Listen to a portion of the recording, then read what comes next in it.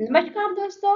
स्वागत है आपका हिस्टोरिया क्लास 9 12 में। आज हम बात करेंगे भारत के इतिहास की एक ऐसी महिला, महान महिला शासक की जिन्होंने उस दौर में सत्ता संभाली जब महिलाओं के लिए शासन करना आसान नहीं था। हम जानेंगे दिल्ली सल्तनत की पहली और एकमात्र महिला सुल्तान रजिया सुल्तान के जीवन, संघर्ष, उपलब्धियों और उनके ऐतिहासिक योगदान के बारे में। तो आइए शुरू करते हैं रजिया सुल्तान की प्रेरणादायक कहानी। रजिया सुल्तान दिल्ली की पहली महिला शासिका थी। ऐसे तो रजिया सुल्तान का जन्म 1205 ईस्वी में हुआ। वे दिल्ली सल्तनत के प्रसिद्ध शासक इल्तुतमिश की पुत्री थी। रजिया सुल्तान जो है उन्होंने 1236 से लेकर 1240 ईस्वी तक शासन किया। लेकिन गद्दी पर बैठने की लेकिन उस दौर में रजिया रजिया को गद्दी पर बैठना इतना आसान नहीं था। सुनते हैं रजिया की गद्दी पर बैठने की कहानी। ऐसे तो देखा जाए तो इल्तुतमिश के कई पुत्र थे, लेकिन रजिया एकमात्र ऐसी लड़की थी जिस पर इल्तुतमिश को सबसे ज्यादा भरोसा था। इल्तुतमिश ने अपनी पुत्री रजिया की योग्यता और बुद्धिमत्ता को पहचान लिया था और उन्होंने रजिया को ही अपना उत्तराधिकारी बनाना चाहा। ऐसे अगर हम देखें तो इल्तुतमिश ने अपनी मृत्यु के पूर्व ही अपना राज्य अपनी पुत्री रजिया को सौंपने की इच्छा व्यक्त की थी। इसका लेकिन देखा जाए तो बहुत कारण था। वो उसका एक योग्य और बड़ा पुत्र था जिसका पुत्र लखनौती के शासक नसरुद्दीन मोहम्मद की मृत्यु हो चुकी थी। और उसका जो छोटा पुत्र था रुकनुद्दीन फिरोज शाह, वो दुर्बल और एक अक्षम व्यक्ति था। तो दुर्भाग्यवश इल्तुतमिश की यह इच्छा पूरी नहीं हो सकी। और तुर्क अमीर अमीर ऐसे उस वक्त आप जान सकते हैं कि उस वक्त जो है स्त्रियों को समाज में इतनी योग्यतापूर्ण दृष्टि से नहीं देखा जाता था। इसलिए तुर्क अमीर एक स्त्री को राज करते हुए देखना अपना अपमान समझते थे। पुरुष प्रधान समाज था ना। तो अतः अनेक तुर्क अमीरों, फिरोज और उसकी जो माता थी शाह तुर्कान और उसके अमात्यों ने मिलकर रुकनुद्दीन फिरोज शाह को 1236 में सुल्तान घोषित कर दिया। फिरोज शाह सुल्तान, अभी मैंने पहले ही बताया कि फिरोज शाह कैसा था, एक दुर्बल और अक्षम व्यक्ति था। फिरोज शाह तो सुल्तान बन गया, लेकिन वास्तविक सत्ता जो थी आप देखेंगे तो शाह तुर्कान के हाथों में थी। और शाह तुर्कान जो थी वो एक बहुत ही क्रूर महिला थी। फिरोज ऐसे तो देखा जाए तो फिरोज सुल्तान तो बन गया, लेकिन वो केवल नाम मात्र का शासक था। क्योंकि वो न तो राज पर नियंत्रण रख ही नहीं पाता था, न ही राजकाज का काम जो है संभाल पाता था। इसलिए वास्तविक सत्ता जो है उसकी माता शाह तुर्कान के हाथों में थी। इल्तुतमिश के और उन लोगों ने क्या किया कि इल्तुतमिश के छोटे पुत्र कुतुबुद्दीन को भी अंधा करवाकर उनकी हत्या करवा दी। आप देखो क्या हो गया कि चारों तरफ इल्तुतमिश मर चुका है, उसका बड़ा पुत्र भी मर चुका है और गद्दी पे फिरोज शाह सुल्तान बना है जो एक अक्षम और कमजोर शासक है। तो इस वक्त आप देख रहे हैं कि प्रशासन पर नियंत्रण ढीला पड़ गया और जनता पर भी अत्याचार होने लगे और इस तरह से पूरे राज्य में असंतोष और विद्रोह छा गया। अब दिल्ली की जनता भी त्रस्त हो गई। तो दिल्ली में सुल्तान की अनुपस्थिति का लाभ उठाकर रजिया ने क्या किया, रजिया ने लाल वस्त्र पहनकर न्याय की मांग का प्रतीक किया।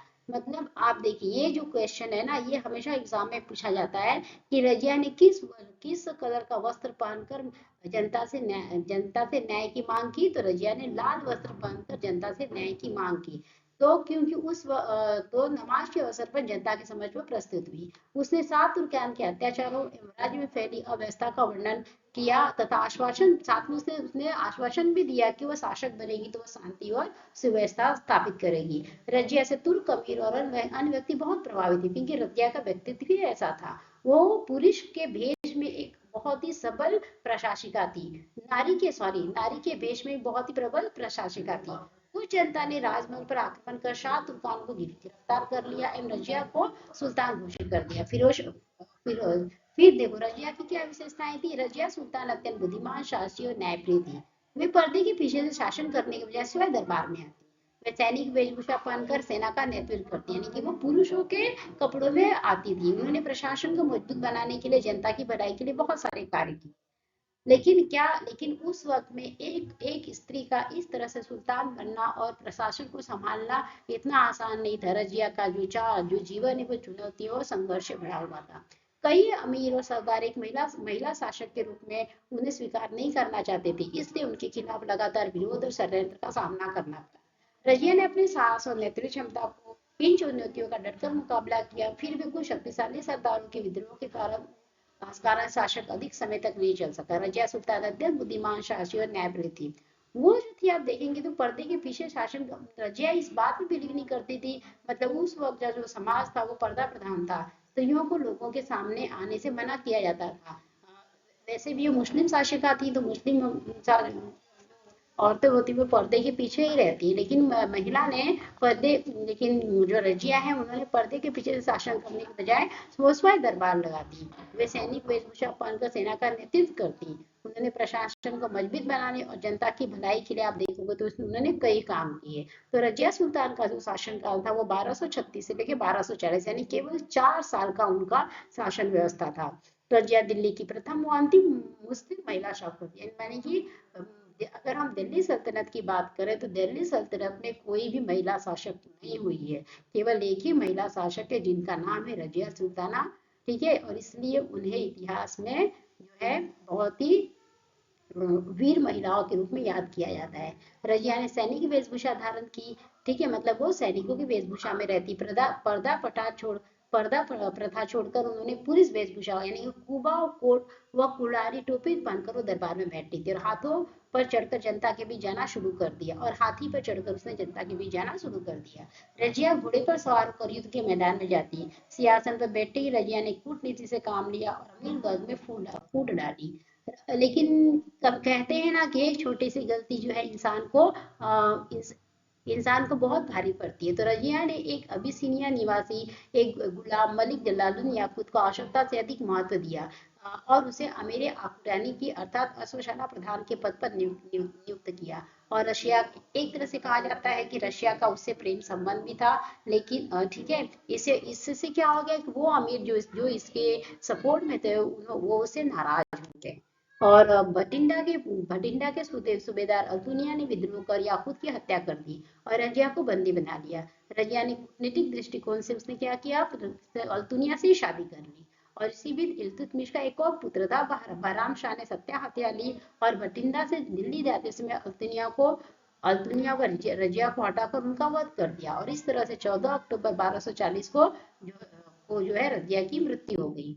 इतिहास में रजिया सुल्तान के बारे में देखा तो ऐतिहासिक दृष्टि से इतिहास में रजिया का बहुत महत्वपूर्ण स्थान है। रजिया सुल्तान भारतीय इतिहास की पहली महिला मुस्लिम शासक थी। उन्होंने सिद्ध किया कि नेतृत्व क्षमता का संबंध स्त्री या पुरुष होने से नहीं बल्कि योग्यता से है। यानी कि उन्होंने ये सिद्ध कर दिया कि अगर आप में योग्यता है तो आपका लिंग कोई बाधा नहीं करता है। वे आज भी महिला सशक्तिकरण साहस और दृढ़ संकल्प का प्रतीक माने जाती है। यद्यपि उनका शासन केवल 4 वर्ष का था, लेकिन उन्होंने इतिहास में एक अमिट छाप छोड़ी है। रजिया सुल्तान का जीवन हमें यह सीख देता है कि कठिन परिस्थितियों में भी आत्मविश्वास, साहस और योग्यता के बल पर सफलता जो है प्राप्त की जा सकती है। यही कारण है कि उनका नाम भारतीय इतिहास में सम्मान और गौरव के साथ लिया जाता है। तो दोस्तों रजिया सुल्तान तो दोस्तों यदि अगर तो दोस्तों रजिया सुल्तान कर दिल्ली की सल्तनत की पहली महिला शासक ही नहीं बल्कि साहस, नेतृत्व, दृढ़ संकल्प की एक मिसाल थी। उन्होंने अनेक चुनौतियों का सामना करते हुए अपनी योग्यता और क्षमता का परिचय दिया। उनका जीवन हमें यह सिखाता है कि प्रतिभा और मेहनत के बल पर किसी भी बाधा को पार किया जा सकता है। यदि आपको यह वीडियो पसंद आया हो तो इसे लाइक करें, अपने दोस्तों के साथ शेयर करें और स्टोरिया क्लास 9 to 12 को सब्सक्राइब करना ना भूलें। धन्यवाद।